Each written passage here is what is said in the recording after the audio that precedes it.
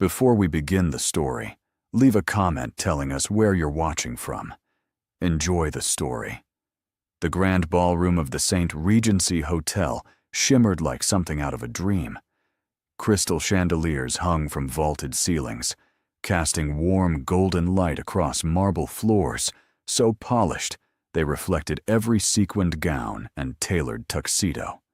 Tables draped in ivory silk lined the perimeter, each centerpiece a tower of white orchids and flickering candles. The annual Riverside Charity Gala was the event of the season, where old money mingled with new fortunes, and everyone who mattered made an appearance. Sophia Bennett stood near the champagne fountain, gripping her glass a little too tightly. Her emerald green dress hugged her curves in all the right places, the fabric smooth and expensive, borrowed from her roommate who worked in fashion. The strappy silver heels, however, were her own poor decision. Beautiful but treacherous, they made every step feel like a gamble. She shouldn't even be here. When her boss assigned her to cover the gala for the lifestyle magazine where she worked as a junior writer, Sophia had imagined herself tucked in a corner with a notepad, observing from the sidelines. Instead, her press badge had been confiscated at the door, some mix-up with credentials, and now she was just another face in the crowd. A face that knew absolutely no one. Sophia took a sip of champagne, the bubbles tickling her nose, and tried to look like she belonged. Around her, laughter erupted in clusters. Women in diamonds leaned toward men in expensive watches, their conversations a blend of business deals and vacation homes in the Hamptons. She recognized a few faces from magazine covers: a tech mogul, a real estate heiress, a television producer known for turning unknown actors into household names. And then there was him. Ethan Calloway stood near the far wall, surrounded by a small circle of admirers, though he looked anything but interested. Tall and broad-shouldered, he wore a black tuxedo that fit him like it had been stitched directly onto his body. Dark hair swept back, sharp jawline, and eyes the color of storm clouds. Cold, distant, unreachable. Sophia had written a piece about him once, back when he'd acquired his third company before turning 30. The article had called him a genius. The internet called him ruthless. She looked away quickly, reminding herself she was here to work, not gawk at billionaires. That's when it happened. A man appeared beside her, smiling too widely, his cologne overwhelming. He looked about 50. His tuxedo straining slightly at the buttons, a glass of scotch in one hand. "All alone, sweetheart?" he asked, his voice syrupy and invasive. Sophia stiffened. "I'm fine, thank you. A beautiful woman like you shouldn't be standing by herself. Let me keep you company." He leaned closer, and Sophia instinctively stepped back, her heel catching on the edge of the carpet. She stumbled, her champagne glass tilting dangerously. Before she could hit the ground, a strong hand caught her elbow, steadying her instantly. Sophia gasped, her heart hammering, and looked up into a pair of gray eyes that seemed to see straight through her. Ethan Calloway. "Careful," he said, his voice low and smooth, like expensive whiskey. His grip on her arm was firm but not rough, and the scent of cedar and something crisp surrounded him. Sophia blinked, her brain short-circuiting. Thank you." The man with the scotch stepped back slightly, his smile faltering. "Calloway. Didn't see you there." Ethan didn't even glance at him. His attention stayed fixed on Sophia, those piercing eyes studying her face, as if memorizing every detail. Then, without breaking eye contact, he spoke, his tone casual, but carrying an edge sharp enough to cut.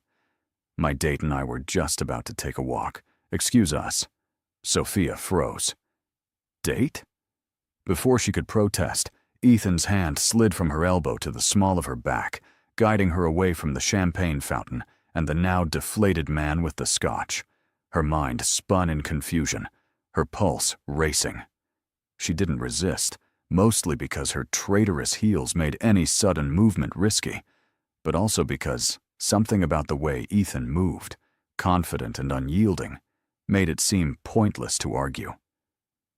He led her through the ballroom, past clusters of guests who turned to stare, whispers rippling in their wake. Sophia's cheeks burned. When they reached a quieter corner near the tall glass doors leading to the terrace, Ethan finally stopped and released her. Sophia spun to face him, her eyes wide. What was that? Ethan adjusted his cufflinks, his expression unreadable. That was me saving you from a very tedious conversation. I didn't need saving, Sophia shot back, though even she knew that was a lie. One dark brow arched. The way you were gripping that champagne glass suggested otherwise. Sophia opened her mouth, then closed it. He wasn't wrong. She crossed her arms, feeling defensive and flustered all at once. You called me your date. I don't even know you. And yet, here we are. His lips curved into the faintest hint of a smile, barely there, but enough to make her heart skip. Ethan Calloway. I know who you are. Sophia lifted her chin. Sophia Bennett. Pleasure. His gaze swept over her, slow and deliberate, and Sophia felt heat crawl up her neck. You don't belong here, do you? Her jaw tightened. Excuse me? Relax. It's not an insult. Ethan leaned one shoulder against the wall, looking infuriatingly at ease. You're gripping your purse like it's a life raft. Your heels are clearly torturing you, and you've been standing alone for the past 20 minutes, watching everyone else like you're writing a research paper. Sophia gaped at him. Have you been spying on me? Observing, he corrected smoothly. There's a difference. Didn't know whether to laugh or throw her champagne at him. You're unbelievable. I've been called worse. His eyes glinted with something that might have been amusement. Now, here's the situation. I need a favor, and you look like you could use one too. Sophia narrowed her eyes. What kind of favor? Ethan straightened, his expression shifting into something more serious. Pretend you're mine tonight. The words hit her like a physical force. Sophia stared at him, certain she'd misheard. What? There's a woman here, Ethan said, his tone matter-of-fact, who's been trying to corner me all evening. Her father wants to merge companies, and she seems to think a marriage proposal is part of the package. If she believes I'm already involved with someone, she'll back off. Sophia blinked. So you want me to be your fake girlfriend? For a few hours. Yes. That's insane. Is it? Ethan tilted his head, studying her. You're here alone, clearly uncomfortable. And judging by the way that man approached you, it won't be the last time tonight. Stick with me, and no one will bother you. You'll have access to better champagne, better food, and you can leave whenever you want. In exchange, you smile, stay close, and help me avoid a very inconvenient conversation. Sophia stared at him, her mind racing. This was absurd, utterly absurd. And yet, as much as she hated to admit it, he had a point. She was drowning here, and he was offering her a life raft, even if it came with strings attached. Why me? She asked finally. Ethan's gaze softened, just a fraction. Because you looked like you needed an escape as much as I did. Sophia bit her lip, weighing her options. She could say no, go back to awkwardly hovering by the champagne fountain, dodging creepy men and feeling out of place. Or she could take the gamble, play along, and maybe, just maybe, get a good story out of it. Against every logical instinct, Sophia heard herself say, Fine, but only for tonight. Ethan's smile widened, slow and devastating. Deal. Sophia barely had time to process her decision before Ethan's hand found hers.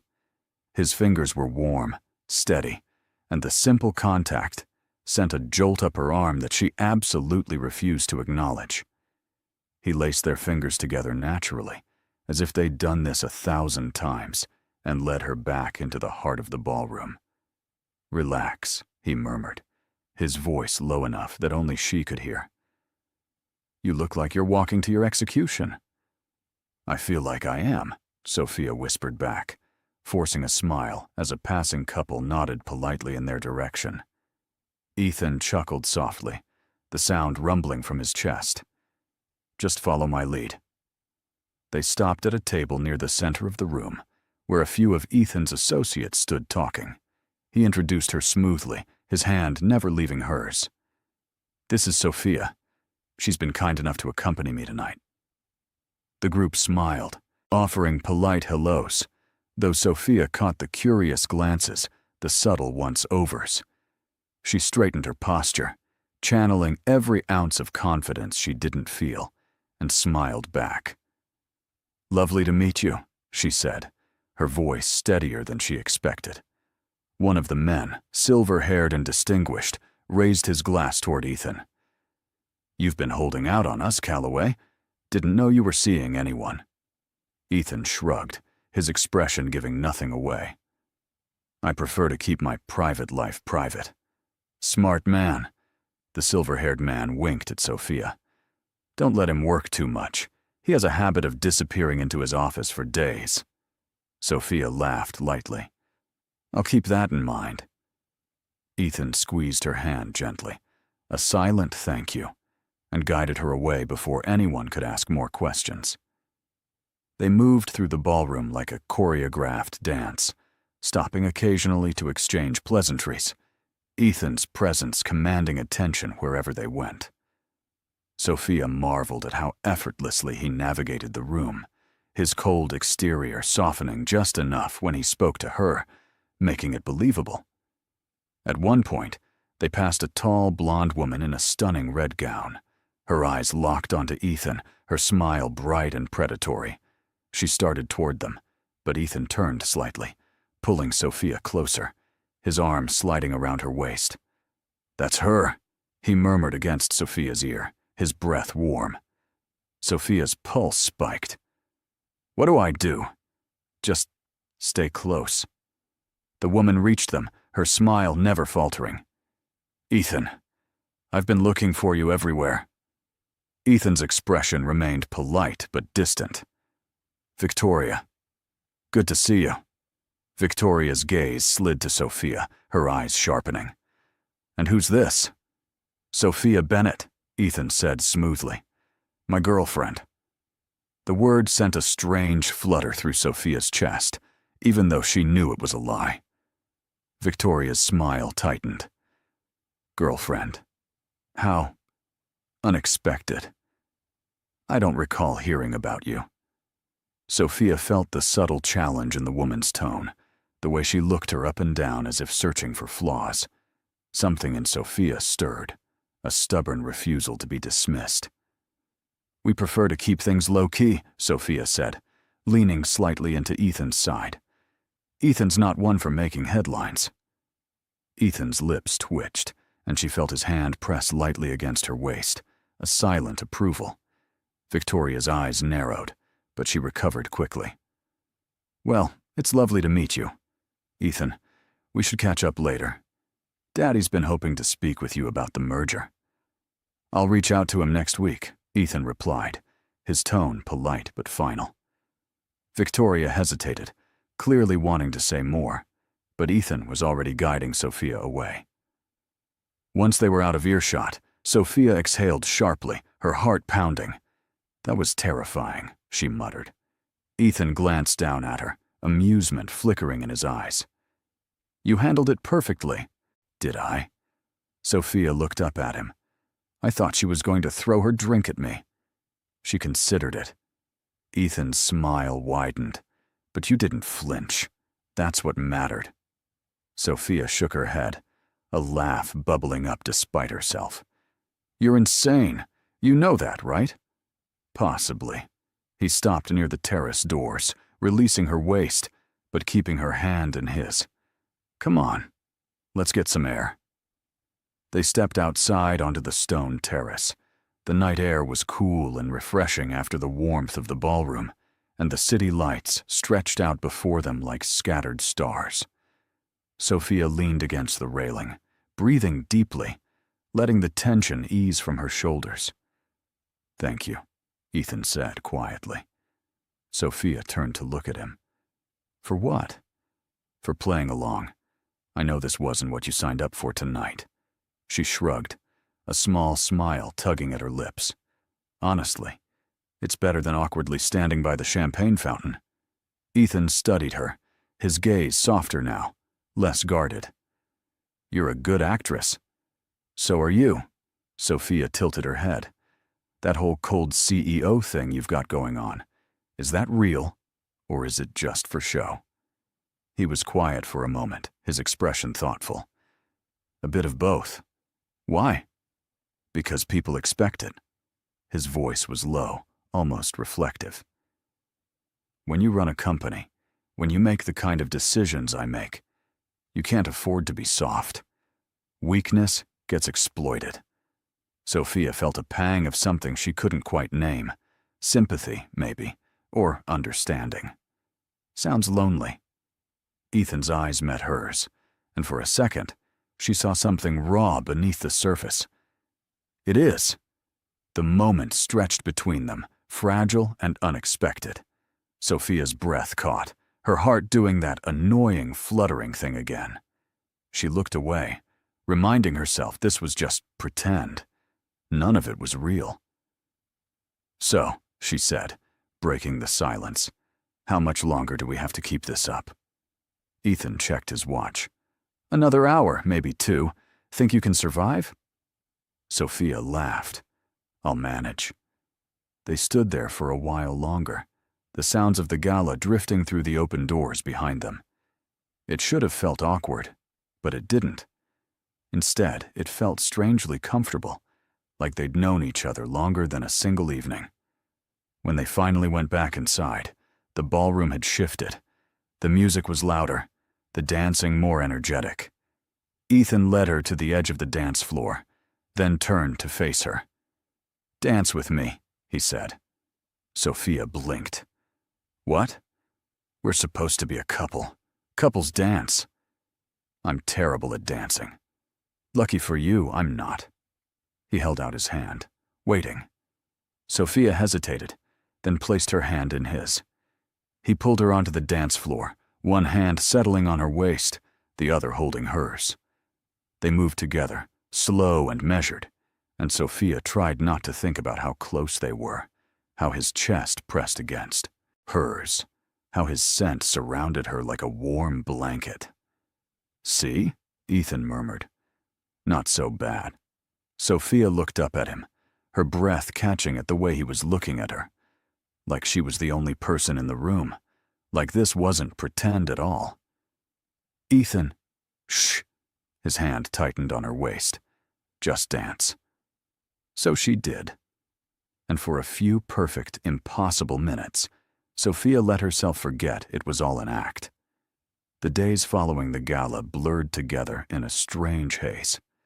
Sophia returned to her tiny apartment, kicked off those torturous heels, and collapsed onto her worn couch with a sigh of relief. She should have felt normal again. Back to reality. Back to deadlines and coffee-stained notebooks and her cluttered desk at the magazine. But she didn't. Instead, her mind kept drifting back to the ballroom, to Ethan's hand on her waist, the way his eyes had softened when they stood on the terrace, the unexpected comfort of dancing with him. She told herself it meant nothing. It was one night. A performance. By now, Ethan Calloway had probably forgotten she existed. She was wrong. On Tuesday afternoon, Sophia sat at her desk, typing up a piece about local boutique openings, when her phone buzzed. An unknown number. She almost ignored it, but curiosity won. The text was short. "Dinner. Tonight. 7 p.m. I'll send a car. Ethan." Sophia stared at the screen, her heart doing that ridiculous skipping thing again. She typed back quickly. "Why?" His response came immediately. "Because I enjoyed your company. And because Victoria's hosting a dinner party, and I'd rather not attend alone." Sophia bit her lip, torn between logic and temptation. Logic said this was a bad idea. Temptation said she wanted to see him again. Temptation won. Fine. But you owe me better shoes this time. A single word appeared on her screen. Deal. That evening, Sophia stood in front of her closet, panic rising. What did one wear to a billionaire's dinner party? She settled on a simple black dress, elegant but not too flashy, paired with comfortable heels she could actually walk in. When the car arrived, a sleek black town car with a driver in a crisp suit, Sophia felt like she'd stepped into someone else's life. The drive took 20 minutes, winding through the city until they reached an upscale neighborhood she'd only seen in magazines. The car stopped in front of a modern mansion, all glass and sharp angles, lights glowing warm against the evening sky. Ethan waited at the door, dressed in a dark gray suit that made his eyes look even more intense. He smiled when he saw her, a real smile, not the polite mask he wore for strangers. "You came," he said. "You sent a very persuasive car." Sophia stepped out, smoothing her dress. "So, what's the plan tonight? More fake girlfriend duties?" "Something like that." Ethan offered his arm. "But try to enjoy yourself, too." The dinner party was smaller than the gala, maybe 15 people gathered in a dining room that looked like it belonged in an architecture magazine. Long table, candles flickering, crystal glasses catching the light. Victoria presided at one end, her smile sharp as ever, though Sophia noticed the way her gaze lingered on Ethan, assessing, calculating. Throughout the meal, Ethan played his role perfectly. He kept Sophia close, his hand occasionally brushing hers, leaning in to murmur comments that made her laugh. To everyone else, they looked like a couple completely at ease. But Sophia noticed the small things. The way Ethan's jaw tightened when Victoria mentioned her father's business proposal. The way his fingers drummed lightly on the table when the conversation turned to mergers and acquisitions. After dinner, guests mingled in the adjoining lounge. Sophia found herself standing near the windows, looking out at the city lights, when Ethan appeared beside her with 2 glasses of wine. "Surviving?" he asked, handing her one. "Barely." Sophia took a sip. "Your world is exhausting. Tell me about it." They stood in comfortable silence for a moment. Then Sophia turned to him, curiosity winning out. "Why do you really keep asking me to these things?" Ethan was quiet, his gaze distant. "Because you're easy to talk to. You don't want anything from me." "Except better shoes," Sophia teased, his lips curved. "Except that. Everyone here wants something," Sophia said softly. "Don't they?" "Yes." Ethan's voice was low, almost tired. "Business deals, connections, favors. It's all transactional." "And me?" Sophia met his eyes. "What am I? A transaction?" Ethan looked at her for a long moment, something unreadable flickering across his face. "No. You're different." The words hung in the air between them, heavy with meaning. Sophia's heart raced, her mind spinning. This was still pretend. It had to be. But the way he was looking at her didn't feel fake. Before she could respond, Victoria appeared, her smile too bright. "Ethan, darling, we're about to play cards in the study. You simply must join us." Ethan's expression shifted back to polite neutrality. "Perhaps later." Victoria's eyes flicked to Sophia, thinly veiled irritation crossing her features. "Your friend is welcome too, of course." "Thank you," Sophia said sweetly. "But I'm not much of a card player." Victoria's smile didn't reach her eyes. "Pity." After she left, Ethan let out a slow breath. "I should probably make an appearance. Will you be all right here?" Sophia nodded. "I'll survive." He hesitated, then leaned in close, his voice dropping. "If anyone bothers you, find me." The protective edge in his tone sent warmth through her chest. Sophia watched him walk away, then turned back to the window, trying to calm her racing thoughts. This is pretend, she reminded herself.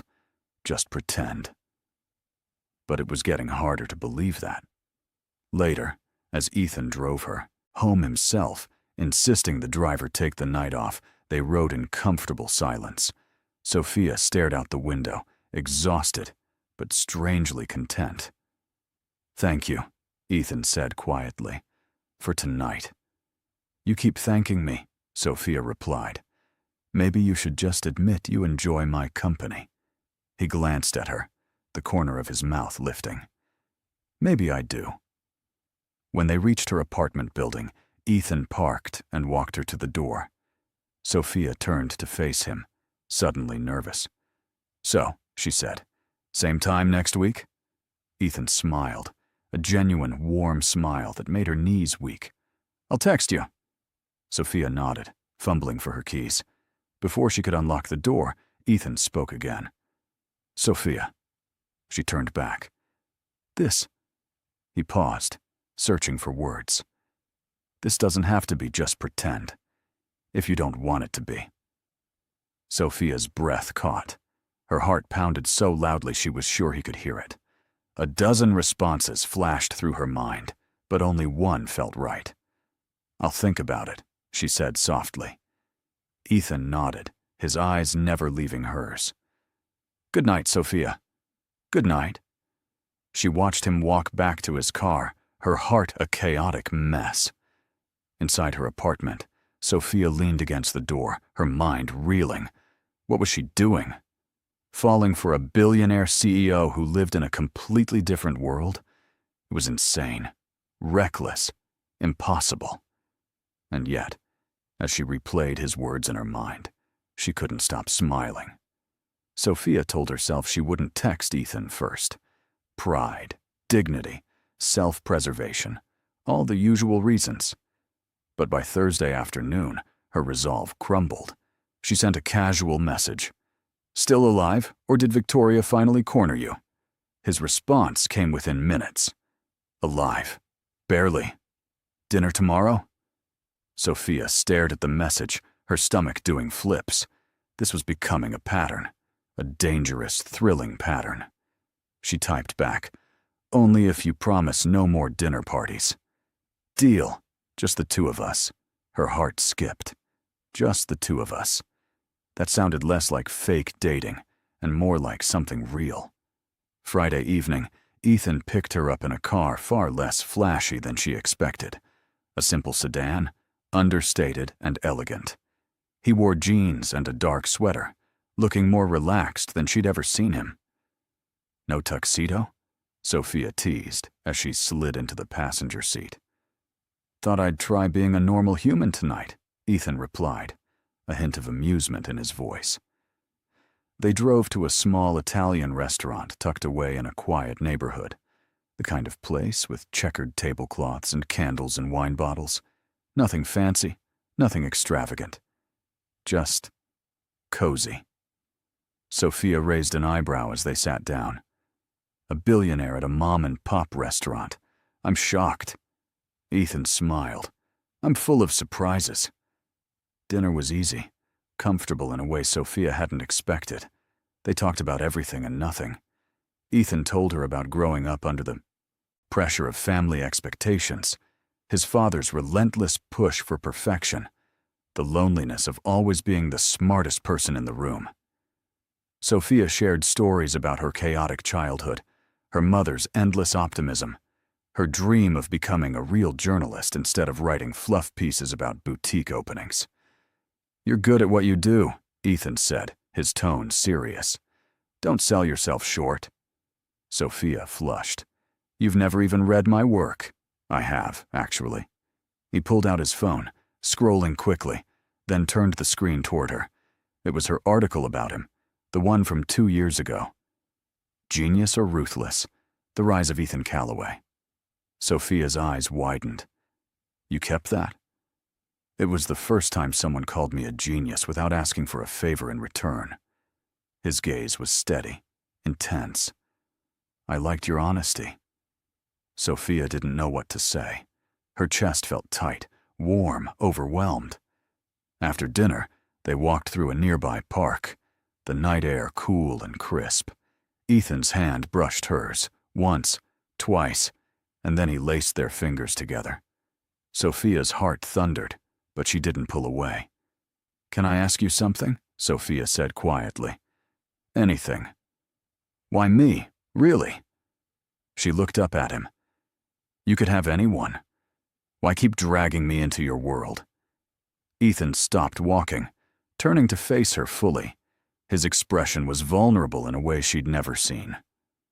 "Because when I'm with you," he said slowly, "I don't have to pretend to be someone I'm not. You don't expect me to be perfect. You just see me." Sophia's breath hitched. The words wrapped around her heart, squeezing tight. "Ethan." He stepped closer, his hand rising to cup her cheek.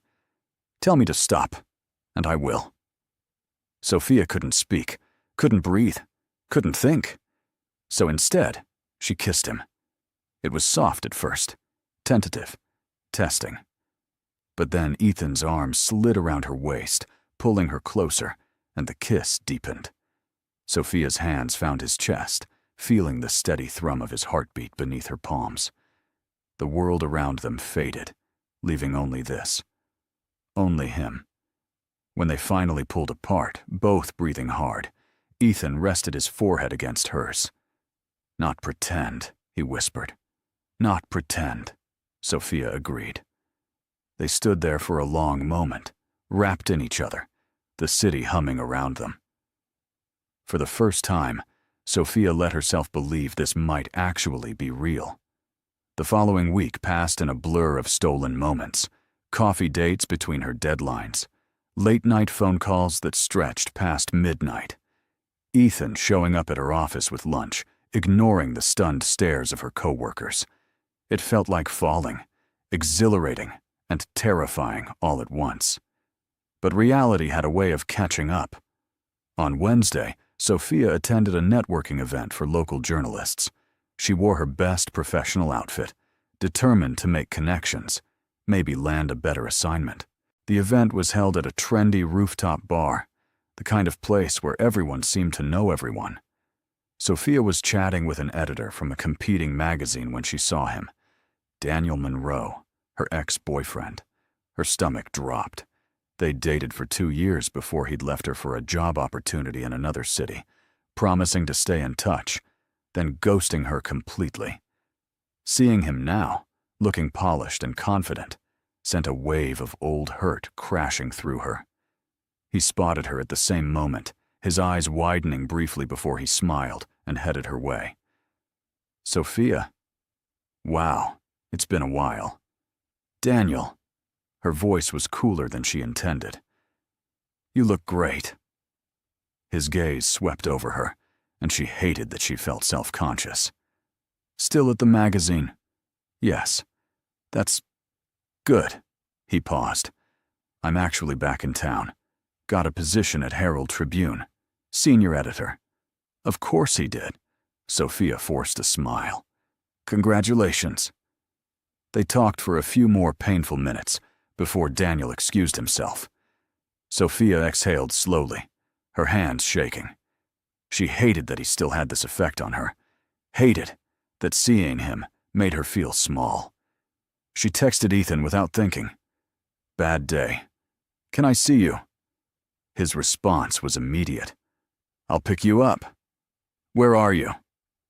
20 minutes later, Ethan's car pulled up outside the bar. Sophia slid into the passenger seat, grateful and embarrassed all at once. "What happened?"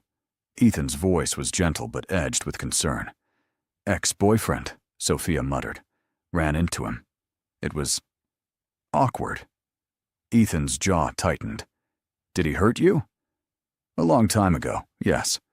For a moment, Ethan said nothing. Then he reached over, taking her hand. "Where does he work?" Sophia laughed despite herself. "You're not going to ruin his career, Ethan." "I could." His tone was matter of fact. "I know. But don't." Ethan studied her, then nodded. "All right.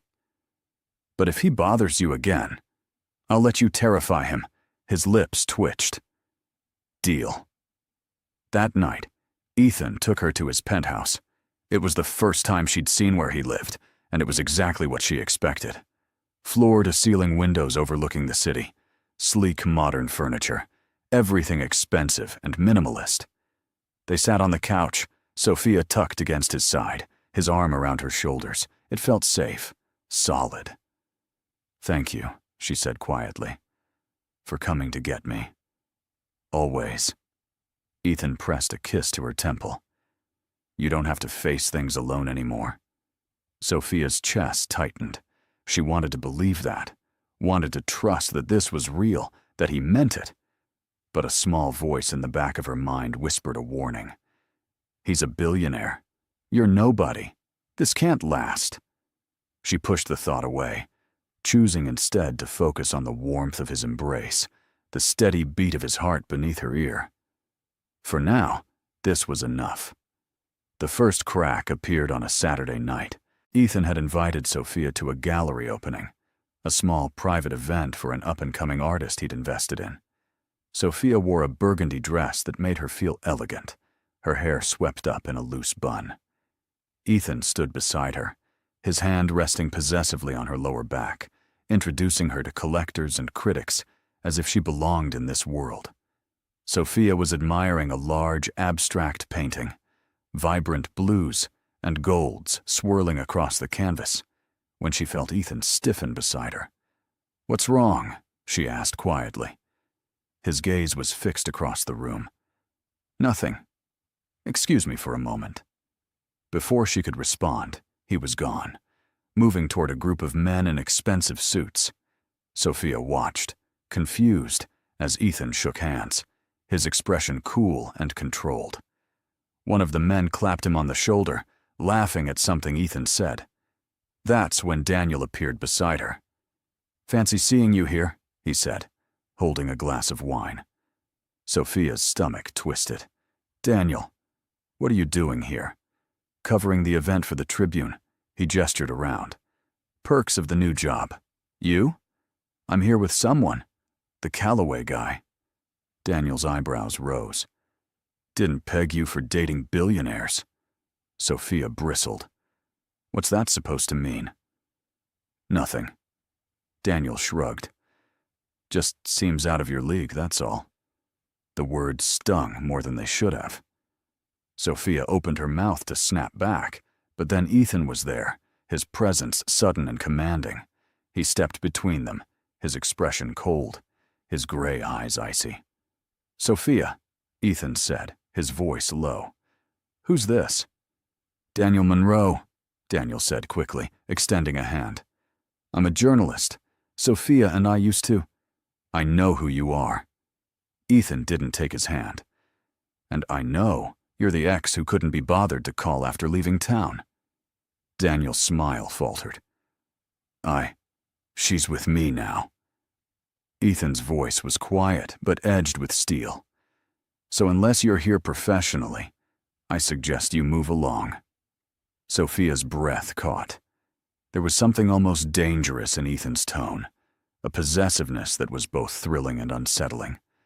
Daniel looked between them, clearly uncomfortable, then muttered something about needing to check his notes, and walked away. Sophia exhaled slowly, her heart pounding. "Ethan." "Did he upset you?" Ethan's gaze was still hard, his jaw tight. "A little. But you didn't have to." "Yes, I did." He turned to face her fully, his eyes blazing. "I don't like the way he looked at you, like he still has a claim." "He doesn't." Sophia reached up, touching his cheek. "You know that, right?" Ethan's expression softened slightly, but the tension didn't fully leave his shoulders. "I know, but I still don't like it." Sophia studied him, seeing something new beneath the surface. Jealousy, raw and unfiltered. "Ethan," she said quietly, "I'm here with you. Only you." He closed his eyes briefly, then nodded. "I know. I'm sorry. I just—" He broke off, frustration crossing his face. "I'm not used to feeling like this." "Like what?" Like I might lose you." The vulnerability in his voice cracked something open in Sophia's chest. She pulled him down, kissing him gently, trying to pour every reassurance into the contact. When they pulled apart, Ethan's forehead rested against hers. "Let's get out of here." They left the gallery, driving in silence back to Ethan's penthouse. Once inside, Sophia kicked off her heels, sighing in relief. Ethan loosened his tie, pouring them both a drink. "I overreacted," he said finally. "At the gallery." Sophia accepted the glass, taking a sip. "A little." "I don't—" Ethan paused, choosing his words carefully. "I don't share well." Sophia raised an eyebrow. "I'm not a possession, Ethan." "I know that." His gaze was intense. "But when I saw him talking to you, looking at you like that, I wanted to—" He stopped, jaw clenching. "Wanted to what?" "Claim you. In front of everyone." Sophia's pulse quickened. The honesty in his words, the raw emotion, it was overwhelming. "You don't have to claim me," she said softly. "I'm already yours." Ethan set down his glass, crossing the room in 2 strides. He cupped her face, his thumbs brushing her cheekbones. "Say that again." "I'm yours," Sophia whispered. He kissed her then, deep and desperate, and Sophia melted into him. When they finally broke apart, both breathing hard, Ethan pulled her into his arms, holding her tight. "I don't want to lose you," he murmured against her hair. "You won't," Sophia promised, even as that small voice of doubt whispered in the back of her mind. But over the next few days, Sophia started noticing things. The way Ethan's hand tightened on hers when other men approached. The way his eyes darkened when she mentioned having lunch with a male colleague. The subtle tension in his voice when she talked about her work, especially if it involved interviewing someone. It wasn't controlling. Not quite. But it was intense. On Thursday, Sophia had lunch with her editor, Marcus, a kind older man who'd been mentoring her. When she mentioned it to Ethan that evening, his expression shifted. "Marcus?" he repeated. "My editor. You've met him." "Right." Ethan's tone was neutral, but his jaw was tight. "Ethan, he's like 60, and happily married." "I know." "Then why do you look like you want to break something?" Ethan exhaled slowly, running a hand through his hair. "I don't know. I hate the idea of you with anyone else, even professionally." Sophia's concern deepened. "Ethan, that's not healthy." "I know." He looked at her, conflict clear in his eyes. "I'm trying. This is all new to me. Caring this much, feeling this much." Sophia softened. She crossed the room, wrapping her arms around him. "I'm not going anywhere. But you have to trust me." "I do trust you." His arms tightened around her. "It's everyone else I don't trust." Sophia pulled back to look at him. "We need to talk about this. Really talk." Ethan nodded, but before they could continue, his phone rang. He glanced at the screen, his expression darkening. "I have to take this. Work emergency." He stepped away, his voice clipped and professional as he handled whatever crisis had arisen. Sophia watched, a knot forming in her stomach. She loved him. She was sure of that now. But she was also starting to realize that loving Ethan Calloway came with complications she hadn't anticipated. Later that night, lying in his bed, Ethan asleep beside her, Sophia stared at the ceiling. She thought about Daniel's words at the gallery. Out of your league. Was she? Was this whole thing destined to implode? Ethan stirred, his arm pulling her closer even in sleep. Sophia closed her eyes, trying to quiet her racing thoughts. "Tomorrow," she told herself. "Tomorrow, we'll figure this out." But deep down, she knew the storm was just beginning. Sophia Bennett had never been the kind of woman who let a man define her. She'd built her career on her own, lived independently. prided herself on not needing anyone. But lately, she found herself thinking about Ethan constantly. His touch, his voice, the way his eyes softened when he looked at her. It was consuming, intoxicating, and terrifying. By Monday morning, Sophia was determined to regain some sense of normalcy. She threw herself into work, pitching a feature story about local entrepreneurs to Marcus.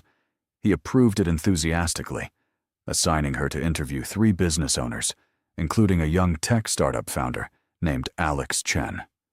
The interview was scheduled for Tuesday afternoon at a trendy coffee shop downtown.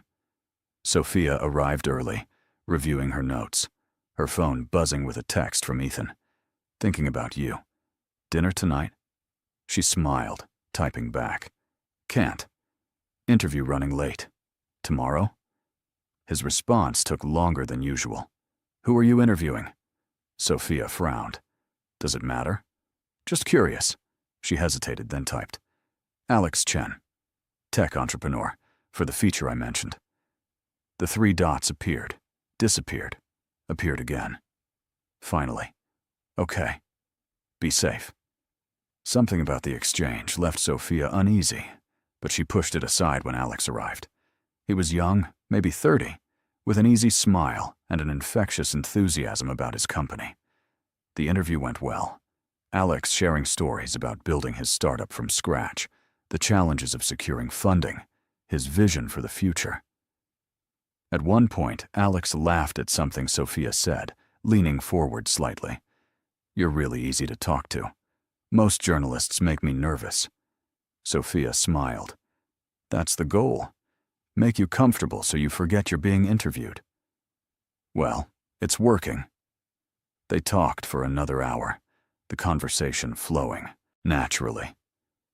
Sophia didn't notice the sleek black car parked across the street, or the man inside watching through tinted windows. That evening, Sophia was editing her notes at home when her doorbell rang. She opened it to find Ethan standing there, his expression unreadable. "Ethan, I thought we were meeting tomorrow. Can I come in?" Sophia stepped aside, confusion and concern warring in her chest. Ethan walked into her small living room, his tall frame making the space feel even more cramped. He turned to face her, hands in his pockets. "How was your interview?" he asked, his tone carefully neutral. "Good. Alex was great. Very open, passionate about his work." "Alex," Ethan repeated the name, something dark flickering in his eyes. "He seemed friendly." Sophia's stomach tightened. He was professional. Was he? Ethan's gaze was intense, because from where I was sitting, it looked like more than that. The words hit her like cold water. "Where you were sitting. Ethan, were you watching me?" He had the grace to look slightly uncomfortable. "I was in the area." "The area?" Sophia's voice rose. "That coffee shop is across town. You don't have any offices there." Ethan's jaw tightened. "I wanted to make sure you were safe." "Safe?" Sophia stared at him, anger rising. "Or were you checking up on me? Does it matter?" "Yes." Sophia crossed her arms, her heart pounding with frustration and hurt. "Ethan, you can't just follow me around. That's not normal." "I wasn't following you." His voice was defensive. "I was nearby and saw you through the window." "With Alex?" "Yes." Laughing, leaning in close. "Because we were in a loud coffee shop having a professional conversation." Sophia's hands shook. "God, Ethan, do you hear yourself?" He looked away, conflict clear on his face. "I know I'm being irrational, but seeing you with him, I just what? Assumed I was doing something wrong?" "No." Ethan stepped closer, his voice dropping. "I was afraid he'd see what I see, how incredible you are, and that maybe you'd realize you deserve someone better than me." The anger drained out of Sophia, replaced by something softer, sadder. "Ethan, I'm not good at this," he continued, his voice raw. "Relationships. Trusting. My father, He broke off, shaking his head. He taught me that people always want something. That trust is a weakness. And now I'm with you. And I want to trust you. I do, but you're scared, Sophia finished quietly. He nodded, looking vulnerable in a way that broke her heart. Sophia moved closer, taking his hands. I'm scared too. This is all new to me. But Ethan, if this is going to work, you have to trust me. Really trust me. Not just say it and then follow me to interviews. I know. His grip tightened. I'll do better. I promise.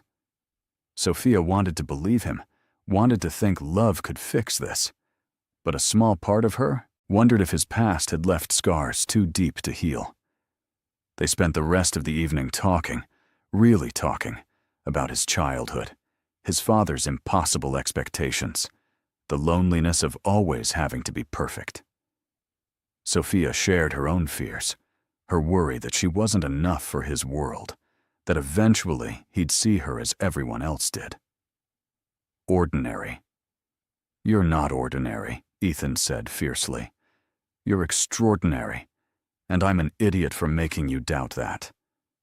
They fell asleep on her couch, wrapped in each other, the conversation feeling like a turning point. But the following week, things got worse. Sophia landed a huge interview, a profile piece on Senator Catherine Mills, a rising political star. It was the kind of assignment that could launch her career. She was thrilled, texting Ethan immediately. His response was lukewarm. That's great. When's the interview? Friday, at her office. I'll drive you. Sophia frowned. Ethan, it's downtown. I can take the subway. I don't want you taking the subway. I take it every day. Not for something this important.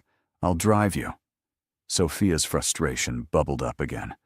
I don't need you to drive me. I'm perfectly capable. I know you're capable.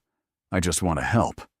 They went back and forth, the conversation deteriorating into an argument. Finally, Sophia snapped. This isn't helping, Ethan. This is controlling. Silence on the other end. Then, his voice cold. I'm trying to take care of you. I don't need to be taken care of. I need to be trusted. The call ended badly, both of them frustrated and hurt. Sophia threw her phone onto the couch, tears of anger burning her eyes. She loved him. God, she loved him so much. But this intensity, this need to control, it was suffocating. On Friday, Sophia took the subway to the senator's office, conducting the interview with professionalism and poise. It went brilliantly. The senator was warm, open, sharing insights about her career and her vision for the future. Sophia left feeling exhilarated. Her phone buzzed. Ethan. How did it go? Amazing. She was incredible. I'm glad. Can I see you tonight? Sophia hesitated. Part of her wanted to say yes, to fall back into his arms and pretend everything was fine. But another part, the part that valued her independence and self-respect, knew they needed space. I think we need to talk, she typed. Really talk. About boundaries. The response took several minutes. Okay. My place. 7 p.m. Sophia arrived at his penthouse that evening, her stomach in knots. Ethan opened the door, looking exhausted, his usual composure cracked around the edges. Come in, he said quietly. They sat across from each other in his living room, the city lights glittering behind him. For a long moment, neither spoke. Finally, Sophia broke the silence. I love you, Ethan. His eyes widened slightly. It was the first time she'd said it, out loud. I love you, she continued, her voice steady. But I can't be in a relationship where I feel like I'm being monitored, where every interview, every conversation with another man makes you spiral. I know. Ethan's voice was rough. I've been seeing a therapist. Sophia blinked. What? After our fight, I realized I needed help, professional help. He looked at her, raw and honest. My therapist thinks I have control issues stemming from my childhood, my father's need for perfection, the pressure to never show weakness. I'm working on it, Sophia. I swear I am. Tears pricked Sophia's eyes. That's good. That's really good. But I understand if it's not enough. Ethan's voice cracked slightly. If you need to walk away. Sophia stood, crossing the room to sit beside him. She took his hands, feeling them tremble slightly. I don't want to walk away, she said softly.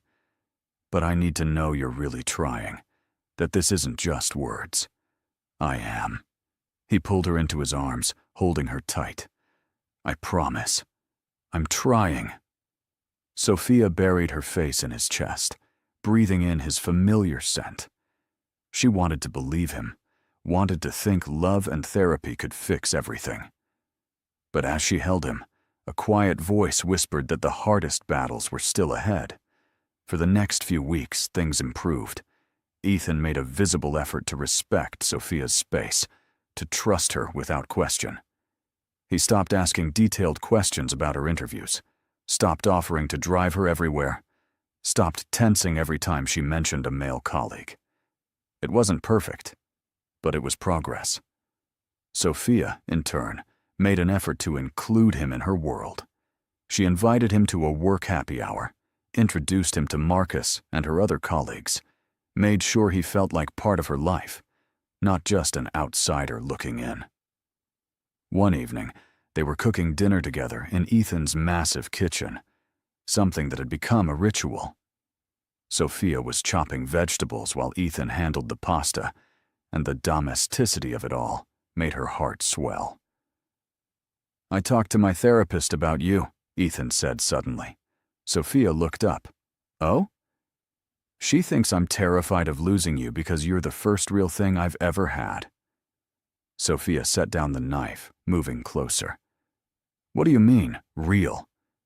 Ethan turned off the stove, facing her fully. Every relationship I've had before was transactional. Women who wanted my money, my status, my connections. But you. He reached out, tucking a strand of hair behind her ear. You wanted me when you thought I was just some stranger at a gala. You didn't know who I was, what I had. You just saw me. Sophia's throat tightened. Ethan, and that terrifies me, he continued, his voice thick with emotion. Because if you leave, it won't be because I lost my fortune or my status. It'll be because I wasn't enough. Just me. And I don't know if I can survive that. Tears spilled down Sophia's cheeks. She cupped his face, forcing him to look at her. You are enough. You've always been enough. I'm trying to believe that. Then let me help you. Sophia kissed him softly. We'll figure this out together. That night, wrapped in each other's arms, Ethan told her things he'd never told anyone. About his mother's death when he was 12, how she'd been the only warmth in a cold household. About his father's emotional distance, the way he'd turned Ethan into a project rather than a son.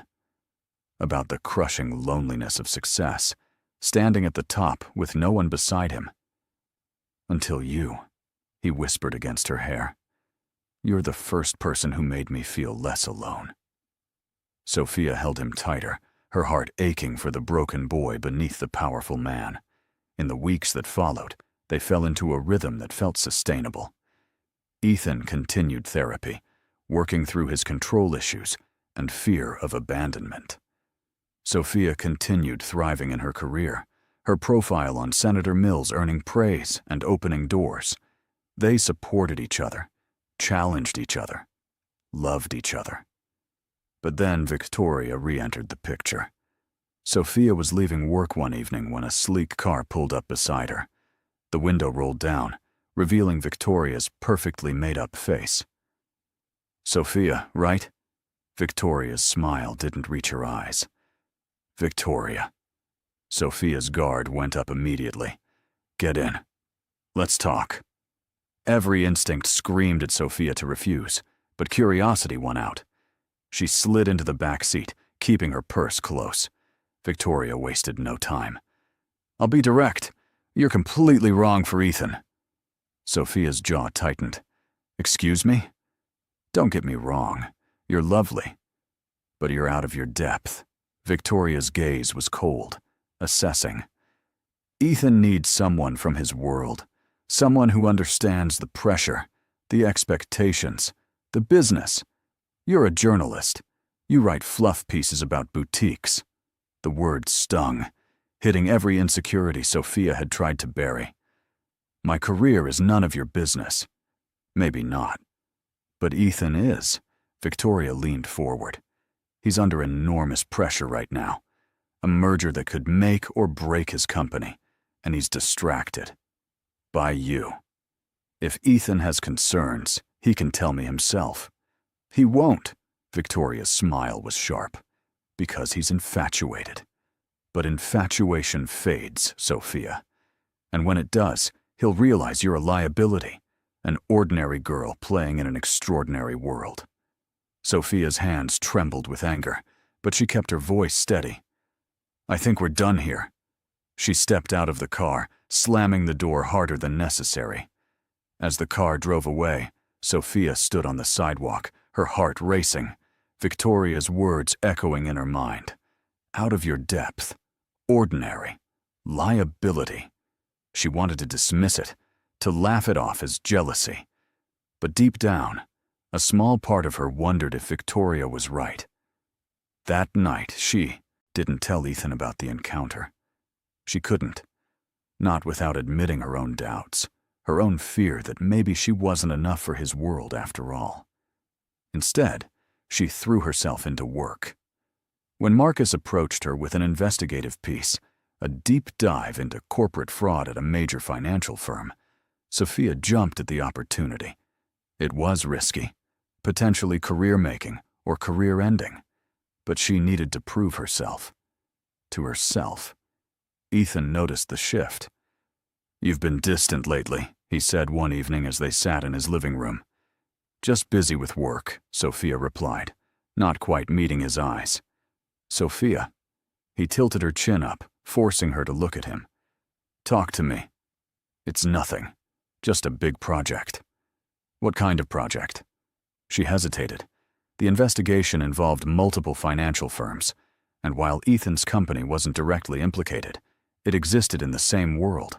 Telling him felt like crossing a line. "Just an investigative piece. Corporate fraud." Ethan's expression shifted, something guarded sliding into place. "Which companies?" "I can't say. Journalistic integrity." For a long moment, they stared at each other, tension crackling between them. "You don't trust me," Ethan said finally, his voice flat. "That's not fair." "Isn't it?" He stood, pacing. "You're investigating something in my world, something that could impact me, and you won't even tell me what it is. Because it's my job, Ethan, and I have to keep it separate." "Separate?" He laughed bitterly. "Is that what we are? Separate?" "That's not what I meant." "Then what did you mean?" Sophia stood, frustration boiling over. "I meant that I need to do this on my own. I need to prove that I'm more than just your girlfriend, that I have value beyond who I'm dating." "I never said you didn't. You didn't have to." The words burst out before she could stop them. "Everyone else does. Victoria, your business partners, even people at my own office. They all think I'm just some ordinary girl who got lucky." Ethan froze. "Victoria talked to you?" Sophia's silence was answer enough. "When?" His voice was dangerously quiet. "Last week. It doesn't matter." "It does matter." Ethan crossed the room, gripping her shoulders gently. "What did she say?" Sophia looked away, tears burning. "That I'm out of my depth, that I'm a distraction, that you need someone from your world. And you believed her?" "I don't know what I believe anymore." Ethan's hands dropped, his expression crumbling. "Sophia, I need to go." She grabbed her purse, heading for the door. "Don't." Ethan's voice was raw. "Please don't walk away." Sophia paused, her hand on the doorknob. She wanted to turn around, to fall into his arms and forget everything. But Victoria's words, her own doubts, the weight of trying to fit into a world that would never fully accept her, it was all too much. I need space, Ethan. To think, to figure out if I'm strong enough for this. You are. You don't know that. She looked back at him, tears streaming. And neither do I. She left, closing the door softly behind her. In the hallway, Sophia leaned against the wall, her entire body shaking. She'd just walked away from the man she loved, the man who'd opened his heart to her.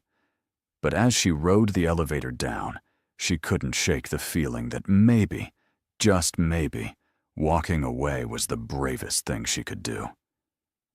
The next 2 weeks were the longest of Sophia's life. She threw herself into the investigation, working late hours, chasing leads, conducting interviews. The story was explosive, documenting years of fraud that had cost investors millions. It was the kind of journalism she dreamed of, hard-hitting and important. But every night, alone in her apartment, she felt the absence of Ethan like a physical ache. He texted her every day, simple messages. Thinking of you. Hope your day was good. I miss you. She never responded, afraid that if she did, her resolve would crumble. Marcus noticed.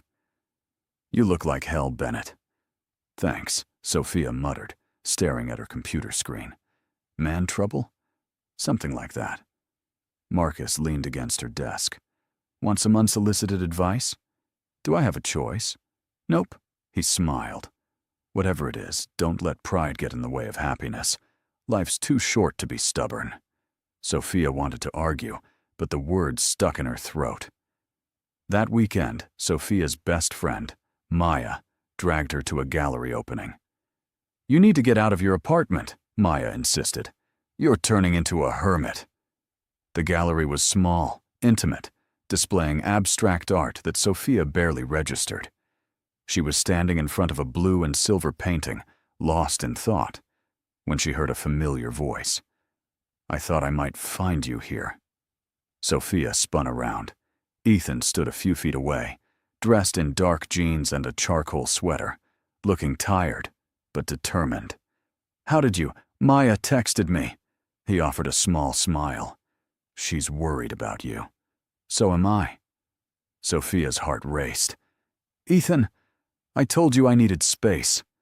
I know, and I've given it to you. 2 weeks. He stepped closer. But I can't do this anymore, Sophia. I can't pretend I'm okay without you. I don't know what you want me to say. Say you'll talk to me. Really talk. Sophia looked around, suddenly aware of the other gallery attendees. Not here. Then where? She hesitated, then sighed. The park. 20 minutes. They met at the small park where they'd shared their first kiss. The memory hung between them, bittersweet and painful. They sat on a bench, not touching, a careful distance maintained. I handled the Victoria thing wrong, Ethan said finally. I should have warned you about her, should have protected you from that. I don't need protecting. I know, but I still should have been honest about how relentless she can be. He turned to face her. Sophia, you're not ordinary. You're not a distraction. You're the best thing that's ever happened to me. But she's right, isn't she? Sophia's voice cracked. I don't belong in your world. I don't know the right people. Don't wear the right clothes. I don't care about any of that. But everyone else does. Then they're not worth caring about. Ethan reached for her hand, relief flooding his face when she didn't pull away. I love you, not because you fit some mold, but because you don't. Because you challenge me, make me laugh, make me want to be better. Tears spilled down Sophia's cheeks. I'm scared, Ethan. Scared that one day you'll wake up and realize I'm not enough. You're more than enough. You always have been. He cupped her face, his thumb brushing away her tears. But I understand if you need more time. if you need space to figure things out. I'll wait, however long it takes. Sophia closed her eyes, leaning into his touch. God, she'd missed him. Missed this. Missed the way he looked at her, like she was the only thing that mattered. I don't want to wait, she whispered. I don't want to be apart anymore. Then don't be. Ethan pulled her into his arms, and Sophia broke, sobbing against his chest. He held her tight, his own breath shaky. I've got you. I'm not letting go again. They stayed like that for a long time, wrapped in each other, the world fading away. When Sophia finally pulled back, her eyes were red but clear. We need to set boundaries, she said. Real ones. About work, about space, about trust. Okay. And you need to keep going to therapy. I will. And I need you to promise that no matter what happens with my investigation, you'll trust that I'm doing my job with integrity. Ethan tensed slightly. What if your investigation impacts me? Then we deal with it honestly. Sophia held his gaze. I won't bury a story to protect you, Ethan. That's not who I am. For a long moment he was silent. Then he nodded. I understand. And I wouldn't want you to. Relief flooded through Sophia. Okay. Then we try again. For real this time. For real, Ethan agreed. He kissed her then, soft and sweet and full of promise. When they pulled apart, both smiling through tears, Sophia felt like she could finally breathe again. That night, they went back to his penthouse. They talked for hours, laying everything out. The fears, the insecurities, the boundaries they needed. It wasn't easy, but it was honest. Raw. Real. When Sophia woke the next morning, wrapped in Ethan's arms, she felt something she hadn't felt in weeks. Hope. But hope, as she was about to learn, could be a fragile thing. On Monday, Sophia's investigation took an unexpected turn. One of her sources provided documents showing that the fraud extended beyond the initial companies. It touched some of the biggest names in finance, including firms that had partnered with Ethan's company in recent years. Sophia stared at the documents, her stomach sinking. Ethan's name wasn't directly implicated, but the connections were there. Close enough to cause serious problems. She called Marcus immediately. We have a problem. When she explained, Marcus was silent for a long moment. How close is the connection to Calloway's company? Close enough to raise questions. Can you separate it? Focus on the primary fraud without bringing him in? Sophia wanted to say yes, but her integrity wouldn't let her. Not without compromising the story. The connections are part of the pattern. Marcus sighed. This is going to get messy, Bennett. I know. That evening, Sophia sat in her apartment, staring at the documents spread across her coffee table. She had a choice. She could bury the Ethan connection, focus on the other companies, keep her personal life separate from her professional one. Or she could tell the whole truth, even if it hurt the man she loved. Her phone buzzed. Ethan. Dinner tonight. I miss your face. Sophia's hand trembled. She loved him. God, she loved him so much. But she was also a journalist, and journalists didn't bury the truth. She typed back, we need to talk. It's important. The 3 dots appeared immediately. What's wrong? I'll explain tonight. Your place? I'll order in. Come whenever you're ready. Sophia stared at the message, her heart breaking. She knew what she had to do. She just didn't know if their relationship would survive it. Sophia arrived at Ethan's penthouse at 7:30, her stomach in knots. He opened the door with a smile that faded the moment he saw her expression. What's wrong? He asked immediately. Sophia stepped inside, clutching her bag. We need to talk. About my investigation. Ethan's jaw tightened, but he nodded, leading her to the living room. They sat across from each other, the coffee table between them like a barrier. I found something, Sophia began, her voice steady despite her shaking hands. "Connections between the fraud I'm investigating and some of your business partnerships." Ethan went very still. "What kind of connections?" "Financial ties, money flowing through subsidiaries. It's circumstantial, but it's there." "And you think I'm involved?" "No." Sophia leaned forward. "I don't think you knew.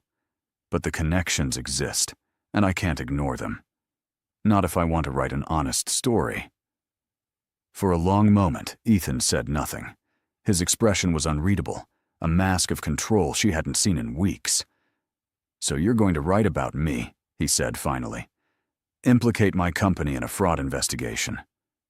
"I'm going to write the truth, the whole truth." "Even if it destroys me? Even then?" Sophia's voice cracked.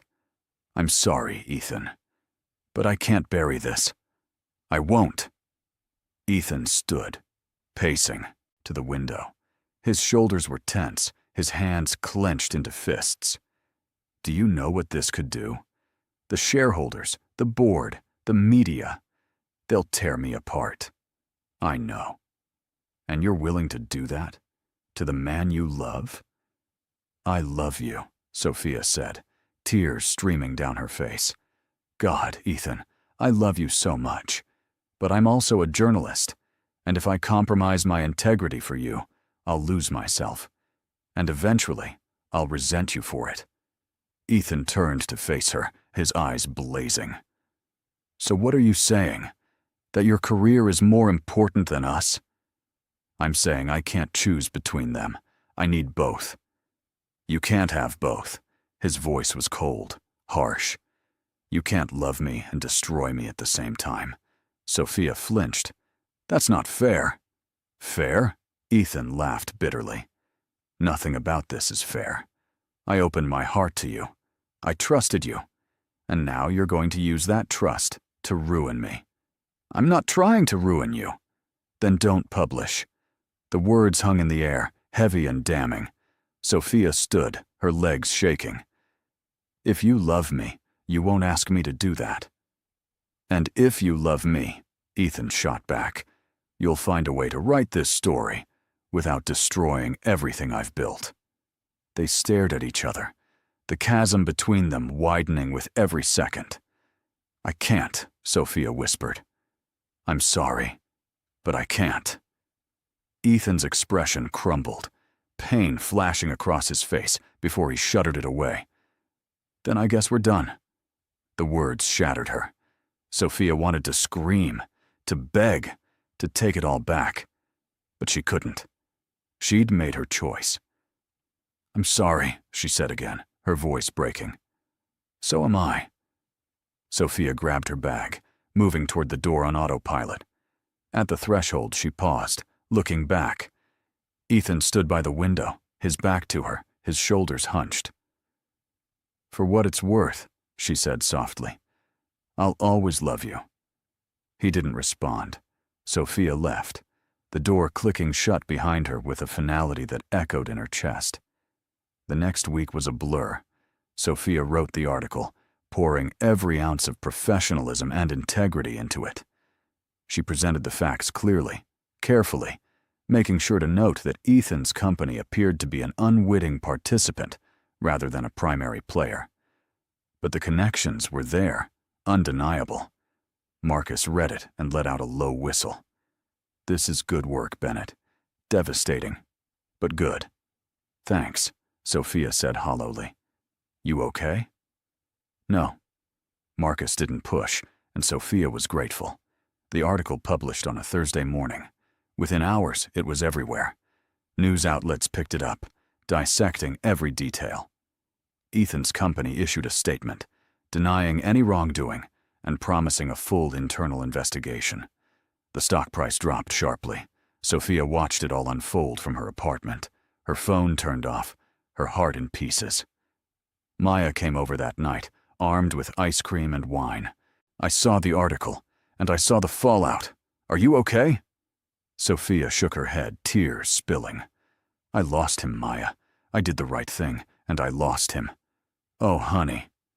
Maya pulled her into a hug, and Sophia broke down, sobbing. She'd made her choice, integrity over love, career over heart, and it hurt more than she'd ever imagined. Days turned into a week. Sophia avoided the news, avoided social media, avoided anything that might show her Ethan's face. She went to work, wrote follow-up pieces, and came home to her empty apartment. Then, on Monday evening, her buzzer rang. Sophia frowned, pressing the intercom. "Yes? It's me?" Her heart stopped. "Ethan." She buzzed him up, her hands shaking. When she opened the door, he stood there, looking exhausted. Dark circles under his eyes, his usual perfect appearance disheveled. "Ethan." "I read your article," he said, his voice rough. "All of it, including the parts where you went out of your way to note my company's limited involvement." Sophia swallowed hard. "I tried to be fair. You were more than fair." He stepped inside, closing the door behind him. "And the internal investigation you prompted? We found the fraud. Someone on my team had been funneling money without my knowledge. You exposed it before it destroyed us." Sophia's eyes widened. "What?" "You saved my company, Sophia. By publishing that article, you forced us to look closer. And we found the rot." Tears filled her eyes. "I didn't know." "I know." Ethan moved closer, his expression soft. "And I'm sorry. For how I reacted, for the things I said. You did your job with integrity, and I punished you for it. I hurt you. You did." He cupped her face, his touch gentle. "But you also saved me. And you showed me that real love means supporting each other, even when it's hard." Sophia's breath hitched. "Ethan." "I love you," he said, his voice fierce. "I love your integrity, your strength, your refusal to compromise who you are. And I'm sorry I ever asked you to." "I love you too," Sophia whispered. He kissed her then, deep and desperate, and Sophia melted into him. When they finally broke apart, both breathing hard, Ethan rested his forehead against hers. "No more secrets," he said. "No more asking you to choose." "No more doubting each other," Sophia agreed. "Deal." They spent the rest of the night talking, rebuilding what had been broken, stronger this time, more honest, more real. And for the first time in weeks, Sophia felt whole again. Over the next few months, things shifted in ways Sophia never expected. The article, rather than destroying Ethan, had elevated his reputation. He was praised for his swift response, his transparency, his commitment to rooting out fraud. Several major investors reached out, wanting to partner with a CEO who clearly prioritized integrity. Sophia, meanwhile, won an award for investigative journalism. The recognition opened doors, leading to offers from major publications. Marcus joked that she'd outgrown the magazine, and while Sophia protested, a part of her knew he was right. But through it all, the constant was Ethan. They fell into a rhythm that felt sustainable, healthy. He went to therapy every week, continuing to work through his control issues and fear of abandonment. Sophia pursued her career with renewed passion, knowing Ethan supported her completely. They spent weekends together, cooking, talking, simply being. One Saturday morning, they were at a farmer's market, Sophia browsing fresh flowers while Ethan carried the bags. A photographer approached, asking if they'd pose for a local lifestyle magazine feature on couples who support each other's dreams. Sophia started to refuse, but Ethan smiled. Why not? They posed, laughing, comfortable in each other's presence. The photographer captured something genuine, a moment of real connection that transcended the usual posed artifice. Later, walking through the park, Ethan took her hand. "I've been thinking." "Dangerous," Sophia teased. He smiled. "About us, about the future." Sophia's heart skipped. "What about it?" "I want you to move in with me." She stopped walking, staring at him. What? Move in. Officially. Ethan turned to face her fully. I know it's a big step, but Sophia, I can't imagine my life without you. I don't want to spend another night apart. Sophia's mind raced, moving in together. It was huge, terrifying, and absolutely right. Okay, she said. Ethan blinked. Okay? Yes, Sophia laughed, pulling him down for a kiss. Let's do it. Moving in was chaotic. Sophia's tiny apartment was crammed with books, notes, and years of accumulated memories. Ethan hired movers, but Sophia insisted on packing herself, wanting to make sure nothing important was lost. On the day of the move, Ethan showed up in jeans and a t-shirt, ready to help. Sophia nearly dropped the box she was holding. You own jeans. I own lots of things you haven't seen yet. He grinned, taking the box from her. Where does this go? They worked together, laughing and bickering good-naturedly about where things should go. Ethan's penthouse slowly transformed, Sophia's warmth and personality filling the once sterile space. Books lined shelves, colorful throws draped over furniture. Framed photos appeared on walls.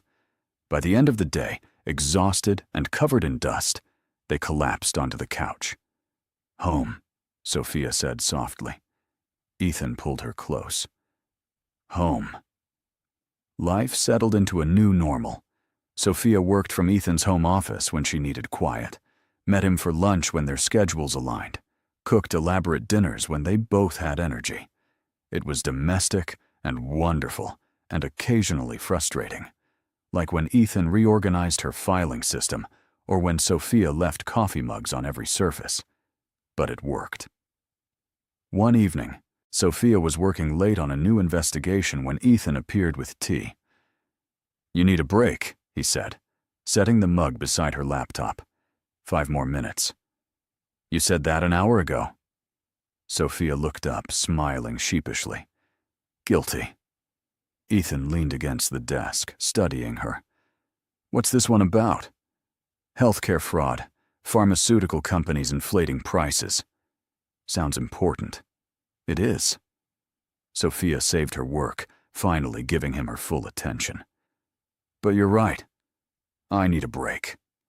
They moved to the living room, Sophia curling into his side. Outside, the city glowed, familiar and comforting. I've been thinking, Ethan said quietly. Again? He smiled. About marriage. Sophia's breath caught. She sat up, looking at him. Marriage? Eventually. Ethan's expression was serious. I know we've only been living together for a few months. I'm not proposing right now. But I wanted you to know that's where I see this going. Sophia's heart swelled. Me too. Yeah? Yeah. She kissed him softly. I want forever with you, Ethan Calloway. Then forever it is.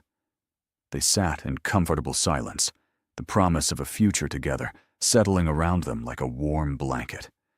But fate, as always, had other plans. A week later, Sophia was at a journalism conference when she ran into someone from her past. Professor David Harrison, her mentor from college, the man who'd inspired her to become an investigative journalist. Sophia Bennett, he said warmly, pulling her into a hug. I've been following your work. Impressive. Thank you, Professor. Call me David. We're colleagues now. He smiled. I'm actually here to recruit. I'm starting an investigative journalism program in London, year-long intensive. Best students from around the world, and I want you to apply. Sophia's mind reeled. London, a year-long program.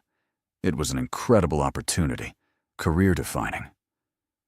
I don't know what to say. Say you'll think about it. David handed her a card. The program starts in 3 months. Applications are due in 2 weeks. That night, Sophia couldn't sleep. She lay beside Ethan, staring at the ceiling, the opportunity turning over in her mind. London. A year. Away from Ethan. Could they survive that? Long distance, different time zones, months apart. She thought about everything they'd been through. The jealousy, the fights, the growth. They were stronger now. But was that enough? Beside her, Ethan stirred. Can't sleep? Just thinking. He pulled her closer. About what? Sophia hesitated, then told him about David's offer.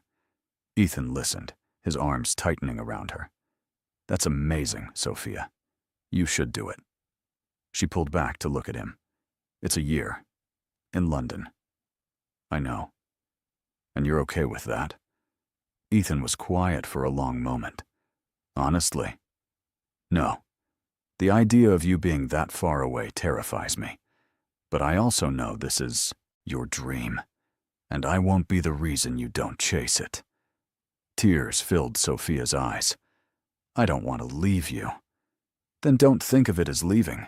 Think of it as growing. We'll figure it out. You really believe that? I do. He kissed her forehead. We've survived worse. We can survive a year apart. Sophia wanted to believe him, but as she lay in his arms, doubt gnawed at her. Could their love really survive an ocean between them? The decision kept Sophia awake for days. London represented everything she'd worked toward, a chance to learn from the best, to elevate her career in ways she'd only dreamed about. But it also meant leaving Ethan, the man she loved, the home they'd built together. She made lists, weighing pros and cons until the paper was covered in ink. She called Maya, who immediately said, "Go. You'll regret it forever if you don't." She called her mother, who said gently, "Follow your heart, sweetheart, whichever direction it leads." But Sophia's heart was torn in two. Finally, 1 week before the application deadline, Ethan made the decision for her. They were having dinner, a simple pasta dish Sophia had made, when Ethan set down his fork and looked at her seriously. "You're not going to apply, are you?" Sophia froze. "I haven't decided." "Sophia," his voice was gentle but firm, "you're going to turn down the opportunity of a lifetime because you're afraid of what it means for us." "I'm not. You are." He reached across the table, taking her hand. "And I won't let you do that. I won't be the reason you give up your dream." "But what about us?"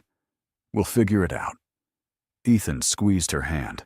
Video calls, visits, texts. It's 1 year. We can do 1 year. You don't know that. I do. His eyes were steady, certain. Because I love you. And love doesn't have an expiration date or a distance limit. Tears spilled down Sophia's cheeks. What if you meet someone else? What if you realize you're better off without me? Ethan stood, moving around the table to kneel beside her chair. He cupped her face, forcing her to look at him. "Listen to me. There is no one else. There will never be anyone else. You're it for me, Sophia Bennett. Whether you're here or in London or on the moon, you're it." Sophia broke down, sobbing. Ethan pulled her into his arms, holding her tight. "Apply," he whispered against her hair. "Chase your dream. I'll be here when you get back." So she applied. The acceptance letter came 2 weeks later. Sophia was in. The program started in 6 weeks. 6 weeks to prepare. To say goodbye. To pack up her life and move across an ocean. It went by in a blur. Sophia gave notice at the magazine. Marcus hugged her, telling her he was proud.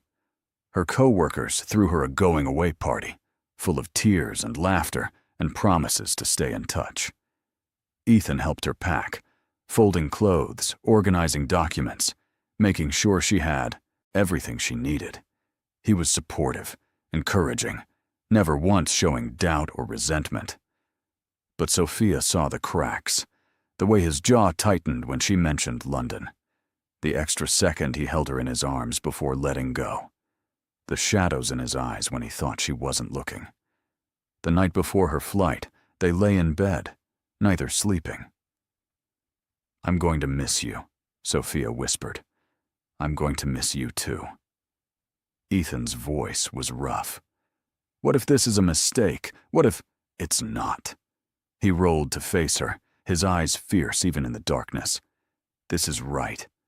For you, for your career, and we're going to be okay. Promise? I promise. They made love that night, slow and tender and desperate, memorizing each other, trying to hold on to something that felt like it was slipping away. The next morning, Ethan drove her to the airport. They stood at the security checkpoint, Sophia's bags checked, her boarding pass in hand. I'll call you when I land, she said, her voice shaking. I'll be waiting. Ethan pulled her into his arms, holding her so tightly she could barely breathe.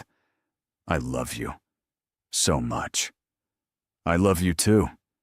He kissed her, deep and fierce, a promise and a plea all at once. When they finally broke apart, both had tears in their eyes. Go, Ethan said, his voice breaking. Before I do something stupid, like beg you to stay. Sophia laughed through her tears, touching his face one last time. 6 months. I'll be back for Christmas. I'm counting down already. She forced herself to turn, to walk through security, to not look back. But at the last moment, she did. Ethan stood where she'd left him, his hand raised in a wave, his expression a mixture of love and heartbreak. Sophia waved back, then disappeared into the crowd. On the plane, she cried. Not sad tears, exactly, but the kind that came from knowing everything was about to change. London was incredible. The program was intensive, challenging, everything Sophia had hoped for. She met journalists from around the world, learned techniques she'd never imagined, worked on stories that mattered. But every night, she called Ethan. They talked for hours, sharing their days, laughing, sometimes crying. The time difference was brutal, but they made it work. At first. By month 3, the calls grew shorter. Ethan was busy with a major acquisition. Sophia was deep in an investigation about human trafficking. They still talked, still said, I love you. But something had shifted. The distance wasn't just physical anymore. By month 5, Sophia couldn't ignore it. Ethan seemed distracted during their calls. Sometimes he forgot to text back. Once, he missed their scheduled video call entirely, apologizing later about a meeting that ran late. Sophia tried not to panic, tried to trust, but doubt crept in, whispering poison. What if he's moving on? What if you're losing him? She threw herself into work, trying to drown out the fear, but it only grew louder. Finally, 2 weeks before Christmas, 2 weeks before she was supposed to fly home, Sophia called him. We need to talk, she said when he answered. Ethan's sigh was audible. I know. Her heart dropped. You know? This isn't working, Sophia. The distance, the time difference. We're drifting apart. Tears burned her eyes. So what are you saying? Silence. Then quietly. I don't know. But I think we need to be honest about whether this is sustainable. I'm coming home in 2 weeks. I know. But then what? You have 6 more months of the program. And after that, who knows? Maybe you'll want to stay in London. Maybe you'll get an offer you can't refuse. I'd come back. For you. And resent me for it eventually.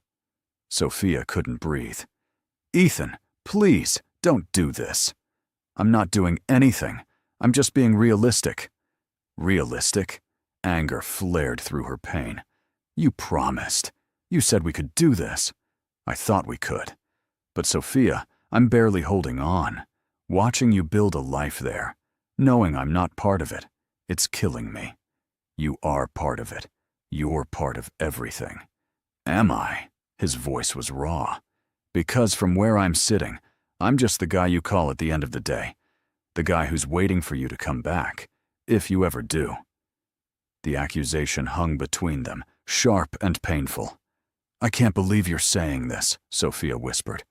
I can't believe we're here." Neither spoke for a long moment.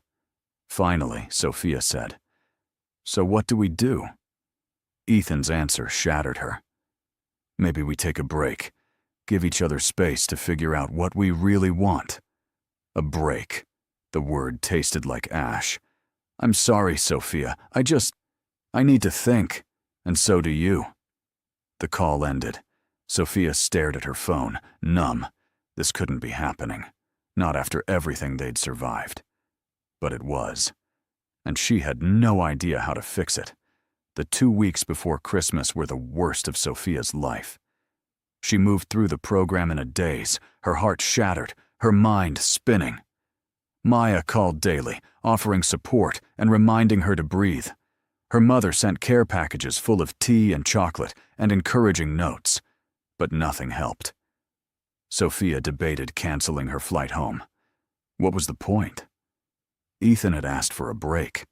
Maybe it was better to give him space, to stay in London and focus on finishing the program. But on Christmas Eve morning, sitting in her small London apartment, Sophia realized something. She was done running. Done letting fear dictate her choices. If Ethan wanted to end things, fine. But he was going to have to say it to her face. She booked a flight home that afternoon. 18 hours later, exhausted and running on fumes, Sophia stood outside Ethan's building. It was Christmas Day. Snow fell softly, coating the city in white. The building was quiet. Most residents away for the holidays. Sophia took a deep breath and buzzed his apartment. No answer. She tried again. Still nothing. Panic rose. What if he wasn't home? What if he was with someone else? Just as she was about to leave, the door to the building opened. An older woman carrying groceries smiled at her. "Merry Christmas, dear. Are you visiting someone?" "Ethan Calloway, penthouse." The woman's smile widened. "Oh, the handsome young man. He's home. Saw him this morning. Looked a bit down, actually. Go on up." Sophia thanked her and slipped inside before she could lose her nerve. The elevator ride felt endless. When she reached the penthouse floor, her heart was pounding so hard she thought it might burst. She knocked. Footsteps. Then the door opened. Ethan stood there, barefoot, wearing sweatpants and an old t-shirt. His hair was messy, stubble shadowed his jaw, and his eyes were red-rimmed. He looked like he hadn't slept in days. Sophia. Her name was barely a whisper. "Hi." They stared at each other. "I thought you weren't coming home until after Christmas," Ethan said finally. "I wasn't. But then I realized I needed to see you, to talk, face to face." He stepped aside, letting her in. The penthouse looked different. Not dirty, but lived in. Coffee mugs on the counter, papers scattered across the dining table, a blanket balled up on the couch. "You look tired," Sophia said. "I am." Ethan rubbed his face. "I haven't been sleeping well." "Me either."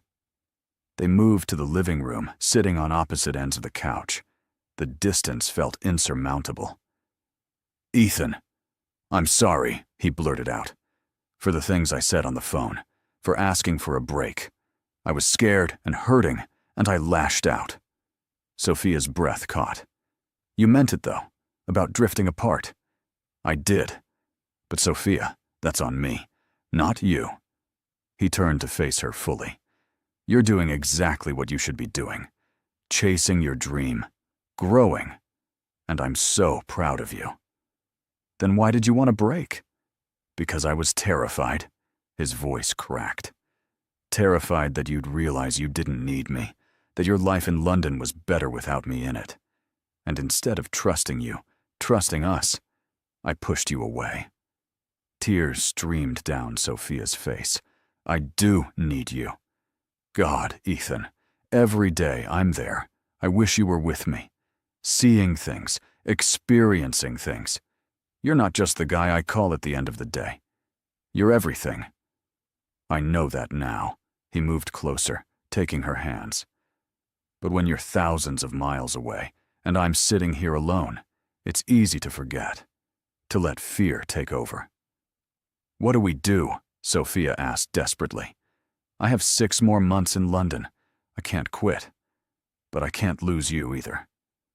Ethan was quiet for a long moment.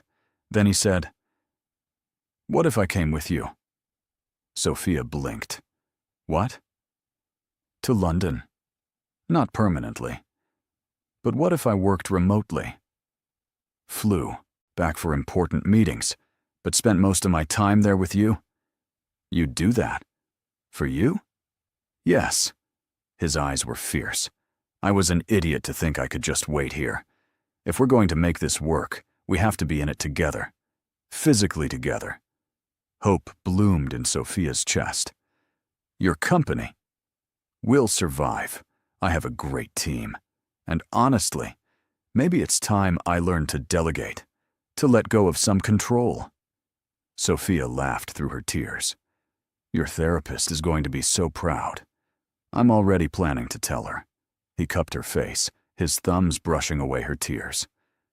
I love you, Sophia, and I'm done being afraid. I'm done letting distance or fear or anything else come between us. I love you too. Sophia kissed him, soft and sweet and full of promise. So you'll really come to London? Already looking at flights? They held each other, the pieces falling back into place. The next 6 months were an adventure. Ethan moved to London, renting a flat near Sophia's program. He worked remotely, flying back to New York once a month for in-person meetings. But mostly, he was there, with her. They explored the city together, visited museums, tried new restaurants, took weekend trips to Paris and Amsterdam. Ethan met her classmates, attending lectures when he could, offering insights from the business world. Sophia met his London-based colleagues, networking and building connections that would serve her career for years to come. It wasn't perfect. They still fought, still had moments of frustration. But they worked through it, together. When the program ended, they flew home. Sophia had job offers waiting. Major publications, investigative teams, dream positions. She chose the New York Times, staying close to Ethan, building her career while building their life. 6 months later, on the anniversary of the night they met at the gala, Ethan took Sophia back to that same ballroom. It was empty this time, just the two of them, and a string quartet playing softly in the corner. Remember this? Ethan asked, pulling her onto the dance floor. How could I forget? Sophia smiled, her arms sliding around his neck. You told me to pretend I was yours. Best decision I ever made. He kissed her softly. Sophia Bennett, I don't want to pretend anymore. He pulled back, reaching into his pocket. When he dropped to one knee, Sophia's breath caught. I want it to be real. Forever. He opened the box, revealing a simple, stunning diamond ring. Will you marry me? Tears streamed down Sophia's face. Yes. God, yes. He slid the ring onto her finger, then stood, pulling her into his arms. They kissed, the music swelling around them, and Sophia knew this was where she was meant to be. Not in a gilded ballroom, or a foreign city, or chasing the next big story.